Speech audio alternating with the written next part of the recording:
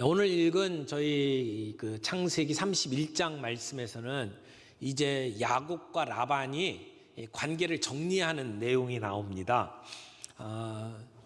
아내의 몸값을 위해서 14년 동안 종살이를 했던 야곱이 나머지 6년 동안에 상당히 많은 재산을 모으게 됩니다. 어떻게 보면 어린아이들 동화의 신데렐라 같은 이야기라고 생각을 합니다. 정말 종처럼 아무것도 없는 빈털터리로 무시받고 살았던 야곱이 이제 6년 동안 굉장히 많은 재산을 모으고 이제 사람들 앞에 내놓으라 하는 그러한 삶을 살아가게 되었다는 것이죠. 창세기 31장의 이야기는 이렇게 이제 그 야곱이 그런 상황 속에서 가나안으로 떠나게 되는 그러한 배경을 설명을 하고 그리고 이 가나안으로 떠나는 과정에서 문제가 되는 두 가지를 해결을 하는 모습을 보여줍니다. 하나는 이제 가족들, 아내들과 더불어 이제 떠나가게 되는 부분에 대해서 설득을 하는 과정이 있고, 그 다음에 떠날 때에 막아서는 그 라반과 화해하는 그러한 내용들이 이 31장에 나오게 됩니다. 오늘은 그 앞부분에 있어서 아내들을 설득하는 그러한 장면을 저희들이 함께 보게 됩니다. 하나님은 자기 백성들에게 그저 풍요롭게 사는 그들의 삶에 만족하고 거기 머물러 있지 않도록 하십니다. 어떻게 보면 이제는 살만하다라고 생각하는 그 세상을 포기하고 하나님께서 계획하신 하나님의 나라를 위해서 발걸음을 내딛도록 하나님은 요구하고 계십니다.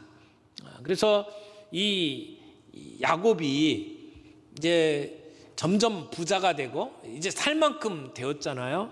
거기에 만족하지 아니하고 익숙했던 그 라반의 집에 더 이상 머물지 않도록 하나님은 야곱을 붙잡으십니다. 그리고 이제 라반을 떠나서 자기 부모가 있는 가나안 땅으로 돌아가도록 그의 마음을 움직이게 됩니다. 우리의 믿음의 사람들이 어떤 결정을 내리게 될 때에는 가장 크게 작용하는 것이 두 가지라고 생각을 합니다. 하나는 우리 주변의 환경, 우리 주변에 일어나는 일들을 보면서 내가 이렇게 해야 되겠구나 라고 하는 결단을 하게 되죠. 그러나 이보다 더 중요한 것은 그러한 상황 속에서 우리들에게 들려주시는 하나님의 말씀이라고 생각을 합니다. 오늘 야곱이 가나안 땅으로 떠나는 과정을 보게 되면 첫 번째는 그 상황을 통해서 이제는 때가 됐구나 라고 하는 것을 느끼도록 만드셨습니다. 또 하나는 하나님의 말씀을 통해서 그로 하여금 떠나게 만들었던 내용을 보게 되지요. 여기 환경은 어땠습니까? 31장 1절에 보니까 야곱에게 라반의 아들들이 이렇게 이야기를 합니다.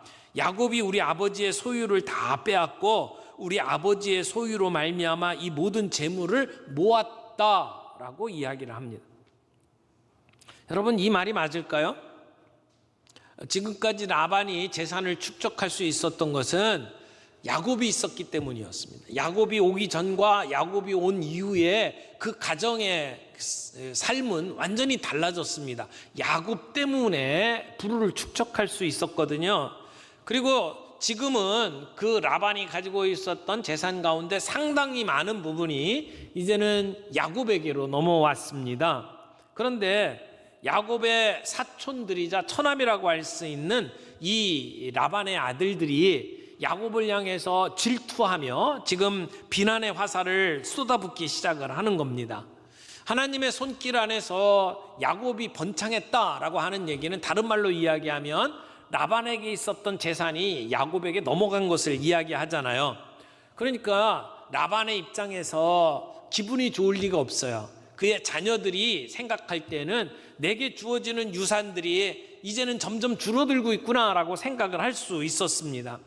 그리고 이 라반의 자손들은 하나님께서 역사하시는 것을 바라볼 수 있는 영적인 안목이 없었습니다. 만약 영적인 눈이 있었다면 자기 아버지가 얼마나 야곱에게 악랄하게 대했는지를 보며 회개했을 거라고 생각을 합니다. 그러나 그들은 이 모든 상황 속에서 야곱을 비난하고 자기들의 몫이 없어지는 부분들에 대해서 지금 안타까워하고 있는 겁니다. 또 자기들이 이만큼이라도 잘 살 수 있었던 것은 야곱 덕분이라고 하는 사실을 알고 있었음에도 불구하고 그들은 야곱을 향해서 이렇게 비난하고 있습니다. 뿐만 아닙니다. 야곱을 바라보고 있는 라반의 시선도 바뀌었습니다.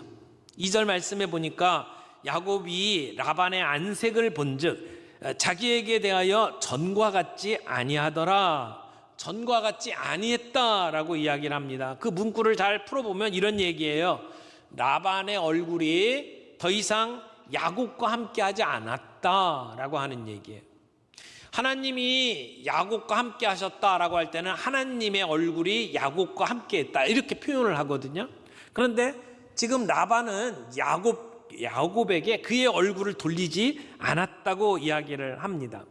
하나님은 야곱에게 내가 너와 함께 하겠다고 약속하셨고 그 약속을 신실하게 이루셨어요. 늘 야곱을 향하여 얼굴을 드시고 야곱에게 복을 베풀어 주셨습니다. 그런데 라반은 그 얼굴이 야곱과 함께 하지 않았습니다. 그의 안색이 변했습니다. 지금까지는 야곱이 라반에게는 봉과 같은 존재이지 않았을까요? 요즘 말로 이야기하면 호구라고 표현하죠. 늘 이렇게 등쳐먹는 대상이었던 것 같아요. 라헬을 사랑한다고 하는 그것을 약점 잡아서 그를 14년 동안이나 종으로 부려먹었습니다. 그 이후에도 계속해서 계약을 바꿔가면서 그를 등쳐먹는 일을 라반이 해왔단 말이에요. 그에게는 야곱은 늘 이용당하는 사람이었습니다. 그런데 입장이 바뀌었어요. 지금은 대등한 사람들이 되었단 말이에요. 아니 경쟁자가 되어버렸습니다. 그러니까 라반의 표정이 좋을 리가 없습니다. 사실 야곱은 이런 대접을 받는 것이 억울할 수 있죠. 지금까지 장인과 더불어 계약을 맺었어요. 그래서 무늬가 있는 것, 점 있는 것, 얼룩진 것 이런 것들만 내 것을 삼겠다고 약속을 했단 말이에요. 그리고 그런 계약을 한 그날 야곱에게 지금까지 돌보도록 주어졌던 양들 가운데에서 얼룩진 것, 점 있는 것, 검은 모든 양들은 다 뺏어서 라반의 아들들에게 주었고 그리고 야곱과 그 라반의 아들들이 키우는 양들 사이에는 3일길을 두어서 더 이상 오갈 수 없도록 만들었단 말이에요. 그래서 야곱의 몫으로 받을 수 있는 모든 그 양들을 원천 차단을 시켰습니다. 그런데도 불구하고 지금 야곱의 재산이 이렇게 많아진 것은 사람의 힘으로 할 수 있는 것이 아니었습니다. 야곱은 하나님의 도우시는 손길 때문에 이렇게 부자가 될 수 있었던 것이죠. 그런데 그런 상황을 보고 지금 라반은 얼굴을 바꾸고 그리고 그의 아들들은 지금 야곱을 향하여 비난하고 있습니다. 이런 상황을 파악한 야곱이 이제는 더 이상 이곳에 머무르면 안 되겠구나 라고 하는 생각을 하게 된 거죠. 생명의 위협까지 느끼는 상황 속에서 더 이상 이 외삼촌의 집에 머물 이유가 없어진 겁니다. 그런데 이럴 때에 하나님께서 야곱에게 나타나셔서 말씀해 주십니다. 3절 말씀 보겠습니다. 여호와께서 야곱에게 이르시되 내 조상의 땅 내 족속에게로 돌아가라. 내가 너와 함께 있으리라 하신지라. 처갓집 식구들로부터 더 이상 압박을 받으면서 더 이상 이곳에 머물 이유가 없겠다라고 생각을 할 그때에 하나님께서는 떠날 명분을 명확하게 주셨습니다. 이곳을 떠나라고 하는 겁니다. 내 조상의 땅, 내 족속에게로 돌아가라. 이렇게 하나님께서는 말씀해 주셨습니다.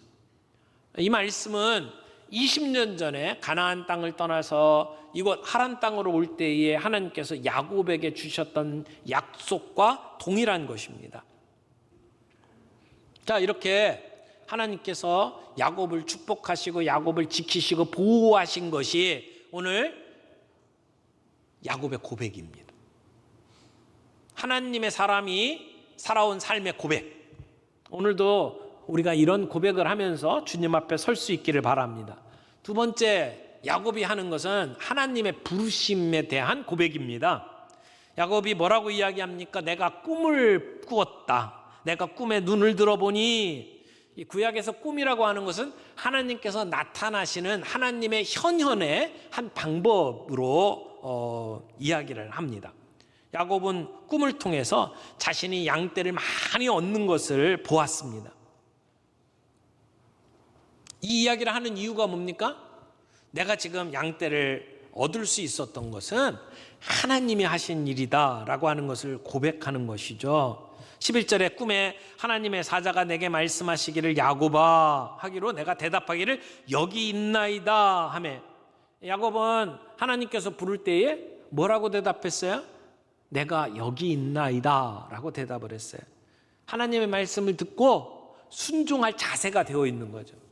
하나님이 말씀하시면 그 말씀대로 순종하겠습니다 라고 하는 순종의 자세를 내가 여기 있나이다 라고 고백을 하는 겁니다. 그러면서 12절에 하나님의 말씀이 임합니다. 이르시되 내 눈을 들어보라. 양떼를 탄 순양은 다 얼룩무늬 있는 것, 점 있는 것, 아롱진 것이니라. 라반이 내게 행한 모든 것을 내가 보았노라. 하나님의 말씀이 뭐예요? 보셨다는 거예요. 뭘 봤어요? 라반이 야곱에게 행한 것을 보았다라고 이야기를 하는 겁니다. 라반이 야곱을 이유 없이 박대했던 것을 보았다. 그래서 오늘 라반의 짐승을 빼앗아서 야곱에게 주신 것은 하나님의 심판이었다라고 이야기를 하는 겁니다. 라반이 했던 행위는 두 가지 측면에서 하나님의 심판을 받을 수밖에 없었어요. 하나님은 하나님의 나라 백성들을 복 주셨어요. 그래서 아브라함에게 내가 너에게 복을 준다. 그리고 천하 만민이 너를 통해서 복 받는다라고 말씀을 하면서 이렇게 말씀하셨어요. 너를 축복하는 자에게는 내가 복을 주고 너를 저주하는 자에게는 그들에게 저주할 것이다. 이게 하나님의 약속이었죠. 그런데 라반은 어떻게 했습니까? 하나님의 자녀인 야곱을 핍박했습니다. 야곱을 저주했습니다. 지난 20년 동안 야곱을 그렇게 핍박했잖아요. 그러니 하나님께서 그런 라반을 가만히 두실 리가 없습니다. 두 번째, 하나님께서는 늘 약한 자, 어려운 사람들을 도우라고 말씀을 하셨어요. 이방인 나그네들을 환대하라고 가르쳐 주셨거든요. 그런데 야곱은 라반의 집에 이방인으로 왔습니다. 아무것도 없는 빈털터리로 왔어요. 여러분, 야곱이 자기보다 어려운 위치에 있었던 것을 라반은 너무나 잘 알고 있었고 그걸 이용했습니다. 세상에 제일 비열한 인간이 자기보다 힘없고 연약한 사람들을 착취하는 자들입니다. 세상에 제일 비열한 사람들이 그 주먹 좀 있다고 자기보다 약한 사람들 주먹질하는 사람이잖아요. 하나님은 이런 자들을 결코 그냥 지켜보시지 않습니다. 하나님이 그냥 지켜만 보고 있다라면 하나님은 정의의 하나님이 아니죠. 하나님께서는 지금 라반이 야곱에게 행한 행위를 어떻게 했다고요? 지켜보셨다고요. 그리고 그를 심판하고 있는 겁니다. 하나님께서는 야곱에게 주셨던 약속을 신실하게 지키셨습니다. 내가 너와 함께 하겠다. 내가 너를 보호하겠다. 그리고 너로 다시 부모의 집으로 돌아가게 만들겠다라고 약속을 하셨잖아요. 지금 20년 동안 하나님은 야곱과 함께 하셨습니다. 그래서 라반의 집에 복을 주셨고 그리고 이제는 라반의 재산을 빼앗아서 야곱에게 주십니다. 이 모든 것들이 하나님이 함께 하신 약속의 성취지요. 그리고 이제 하나님은 그 다음 단계의 약속을 이루어가길 원하십니다. 이제 내 부모가 있는 내 조상의 땅으로 가라고 하는 겁니다. 고향으로 돌아가라. 이것이 오늘 야곱의 이야기의 클라이막스예요. 야곱은 이제는 떠날 때가 되었다라고 판단하고 자기의 의지로만 떠난 게 아닙니다. 하나님의 명령에 순종하는 마음으로 떠나게 되는 것입니다. 여기서 우리가 붙잡아야 될 진리가 뭡니까? 하나님은 신실하신 하나님이에요. 하나님은 약속하신 것을 반드시 이루시는 하나님입니다. 야곱이 20년 전에 이 땅에 올 때에 약속하셨던 그 하나님께서 지금까지 모든 약속을 이루셨고, 그리고 그 약속을 성취하기 위해서 야곱에게 떠나라고 말씀을 하는 겁니다. 하나님은 약속하시고 그것을 지키시는 신실하신 하나님이십니다. 세 번째로 우리가 살펴봐야 될 것은 하나님의 공의라는 측면입니다.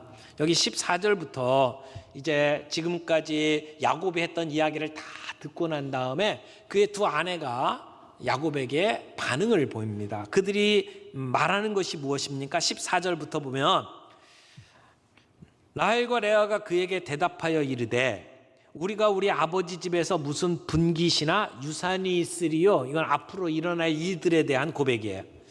아버지가 우리에게 더 이상 줄 게 없다라고 하는 얘기죠. 미래에 대한 그러한 원망입니다. 그 다음에 15절에 보면 아버지가 우리를 팔고 우리 돈을 다 먹어버렸으니 라고 이야기를 해요. 이건 과거 이야기죠. 아버지가 우리를 팔았다라는 얘기가 뭘까요? 레아와 라헬이 자기의 결혼에 대해서 어떻게 생각하고 있는지를 지금 표현하고 있는 겁니다. 물론 이들이 야곱과 결혼한 것에 대해서 불만이 있었던 것은 아니에요. 그러나 그 결혼을 가만히 보면 아버지가 우리를 팔아먹었다라고 생각하고 있는 거예요. 본인들의 의사와는 전혀 상관없이 아버지가 경제적인 이익을 획득하기 위해서 일방적으로 자기들에게 결혼을 몰아붙인 거예요. 그리고 그 결혼을 통해서 얻어들인 이익은 아버지가 다 가로챈 것이라는 거죠. 물론 자기들이 야곱이 오기 전에도 양떼를 치면서 목자의 노릇을 했어요. 근데 자기들에게 준 게 없어요. 그리고 아버지에게 이용당하고 착취만 당했다는 사실을 이야기를 하는 거죠. 보통 결혼을 하게 되면 신랑이 지참금을 가지고 옵니다. 근데 야곱은 무일풀이였잖아요. 빈털털이었어요. 그래서 지참금을 줄 수가 없었습니다. 그래서 지참금 대신에 그 집에서 7년 동안 종살이를 하겠다라고 이야기를 한 겁니다. 그 당시에 지참금 주던 상례로 따지면 훨씬 많은 돈을 장인이 착취한 겁니다. 그런데 보통은 그렇게 지참금을 내게 되면 부모가 다 갖는 게 아니에요. 딸에게 줍니다. 특별히 결혼을 하고 난 다음에 남편이 죽는다든지 남편에게 이혼을 당해갖고 다시 집으로 돌아올 경우에 먹고 살 수 있는 이 부분들을 마련하기 위해서 얼마 만에 이 자금을 딸에게 주게 되어 있습니다. 그래서 지참금이 다 아버지에게 가는 게 아니에요. 그런데 지금 라반은 14년 동안 일해서 벌어들인 모든 것들을 본인이 다 가지고 있어요. 딸들에게 주지 않았다는 겁니다. 그런 의미에서 딸들이 뭐라고 이야기를 하는 거예요? 아버지가 우리를 팔고 우리의 돈을 다 먹어버렸다라고 이야기를 하는 거예요. 과거에 일어나는 일들에 대한 원망입니다. 그런데 그 다음에 뭐라고 이야기를 하죠? 아버지가 우리를 외국인처럼 여기고 있는 것이 아닌가라고 이야기를 합니다. 이것은 현재 일어나고 있는 일들에 대한 딸들의 원망입니다. 외국인은 가장 학대받고 착취당하기 쉬운 사람들에 속합니다. 아버지가 딸들을 착취하고 그들의 인권을 유린한 것이 마치 외국인을 대하는 것과 같구나라고 이야기를 하고 있는 거죠. 이들이 하고 있는 고백에는 아버지에 대한 원망과 서운함이 그대로 배어 있습니다. 그러면서 16절 말씀을 보세요. 하나님이 우리 아버지에게서 취하여 가신 재물은 우리와 우리 자식의 것이니 이제 하나님이 당신에게 이르신 일을 다 준행하라 라고 이야기를 합니다. 하나님께서 자기 아버지의 재산을 빼앗아서 야곱에게 줬다고 이야기를 해요. 지금 이들의 고백이 뭡니까? 하나님께서 심판하셨다? 하나님의 공의를 이야기하고 있는 거죠. 여러분, 야곱이 하나님의 공의만 이야기하고 하나님의 심판을 이야기한 게 아니고요. 여기 라헬과 레아가 지켜본 가운데 하나님의 공의를 이야기하면서 야곱에게 뭐라고 이야기합니까? 하나님께서 당신에게 명령하신 것을 다 준행하라고 이야기를 합니다. 딸들은 자기 아버지의 재산을 빼앗아서 자기 남편에게 주는 하나님의 공의를 본 거죠. 그래서 그들은 지금 이 일어나고 있는 일들이 하나님이 하시는 것이구나라고 하는 확신을 갖게 되었습니다. 그래서 야곱에게 전적으로 동의를 하는 겁니다. 자기가 살던 집을 떠나서 가나안 땅으로 가는 것 쉬운 결단이 아니었을 거예요. 그런데도 불구하고 그들은 자기 남편을 따라서 가나안 땅으로 가겠다고 결정을 하고 지금 이루어지는 모든 일들이 하나님의 뜻인 것을 인정하고 있는 겁니다. 하나님의 말씀이 야곱에게 임했고 그 말씀은 레아와 라헬에게 전해졌습니다. 우리에게 주어진 하나님의 말씀은 단지 나의 것만이 아닙니다. 우리의 사랑하는 가족들에게 전달되어야 되고 그 누구에게 전달되어야 될 말씀이죠. 야곱은 자기에게 주신 하나님의 말씀을 자기만 갖고 있는 게 아니고 자기의 아내들에게 설명했습니다. 야곱이 힘을 들여서 공을 들여서 두 아내를 설득할 이유가 없었어요. 지금까지 두 아내는 다 지켜봤습니다. 자기 아버지가 얼마나 악랄한 사람인지를 보았잖아요. 그러니까 설득이 필요 없어요. 그냥 야곱이 하는 말에 맞장구를 치고 지금 동의를 하고 있는 겁니다. 그리고 야곱과 함께 떠나기로 결정을 했습니다. 하나님께서 이 모든 상황 속에서 그냥 만족하면서 살지 않도록 만들고 상황을 변화시켰잖아요. 그래서 야곱을 향하여 비난하도록 만들고 그리고 그 야곱을 바라보는 장인의 안색이 변하도록 만드셨어요. 그래서 야곱으로 하여금 이제 떠날 때가 되었구나라고 하는 생각을 갖도록 만드셨을 뿐만 아니라 말씀해 주셨어요. 떠나라. 내가 너와 함께 하겠다라고 말씀을 해 주셨죠. 그래서 야곱은 이제 떠나야 합니다. 근데 해결해야 될 일 두 가지가 있어요. 하나는 자기의 가족들을 설득하는 일이에요. 오늘 우리 본문은 자기 그 두 아내에게 설명을 하고 설득을 해서 그 동의를 얻어내는 장면입니다. 그런데 의외로 두 아내는 쉽게 동의를 합니다. 재물에 눈이 어두운 나머지 자기 아버지가 자기들에게 어떻게 대했는지를 이 두 자매가 너무나도 잘 알고 있었어요. 그래서 아버지를 버리고 남편을 따라 떠나가겠다고 결정을 한 거죠. 그런데 또 하나의 문제가 있습니다. 이제는 떠나야 되는데 자기 식구들을 데리고 그리고 자기 모든 재산들을 다 끌고 가야 되잖아요. 그러려면 라반이 놔줘야 합니다. 이제 다음 주에 우리가 함께 나누게 될 본문이 그 라반과 갈등을 어떻게 해결하는지를 보여줍니다. 그것은 다음 주에 우리들이 나누기로 하고요. 오늘 하나님의 백성으로서 야곱은 자기가 어떻게 행동하고 있는지를 이 두 아내와 더불어 대화하는 가운데 우리가 세 가지를 정리했어요. 하나님이 나를 축복하셨고 보호해 주셨다. 하나님은 신실하신 하나님, 약속을 지키시는 하나님, 그렇게 고백하는 것이고요. 또 하나는 꿈에 나타나신 하나님이 내게 말씀하셨다. 하나님이 나를 부르셨다는 거죠. 가나안 땅으로 떠나도록 하나님이 명령하셨다라고 이야기를 합니다. 그러므로 가나안 땅에 가는 것은 단순히 내가 내린 지혜로운 판단만이 아니라 하나님의 명령이다라고 하는 것을 이야기를 했고, 그리고 라헬과 레아가 야곱의 이야기를 듣고 고백하는 내용을 통해서 우리가 확인할 수 있는 게 뭡니까? 하나님의 공의라는 것입니다. 아버지의 재산을 빼앗아서 야곱에게 주셨던 하나님의 역사는 하나님의 공의다. 하나님의 심판하신 것이다. 이걸 두 아내가 고백했습니다. 그래서 이제는 야곱과 그의 가족들이 미련 없이 그 하란의 삶을 정리하고 가나안을 향해서 떠날 수 있게 된 거죠. 지금까지 익숙했던 그들의 삶을 뒤로 하고 하나님이 부르시는 하나님 나라의 역사를 위해서 새로운 발걸음을 내딛을 수 있게 되는 겁니다. 하나님의 말씀은 야곱에게 임하시고 그리고 그 말씀이 야곱을 변화시켰어요. 근데 단지 야곱만 변화시킨 게 아닙니다. 야곱의 두 아내까지 변화시켰고 나중에는 그를 적대시했던 라반까지 굴복을 시킵니다. 하나님의 말씀은 능력이 있습니다. 오늘 그 말씀을 하나님이 우리에게도 주십니다. 우리에게 주신 그 말씀을 붙잡고 살아갈 때에 내가 변화되고 우리의 가족들이 변화됩니다. 우리의 대적을 변화시킵니다. 하나님의 그 능력의 말씀을 저와 여러분들이 함께 경험하며 살아갈 수 있기를 바랍니다.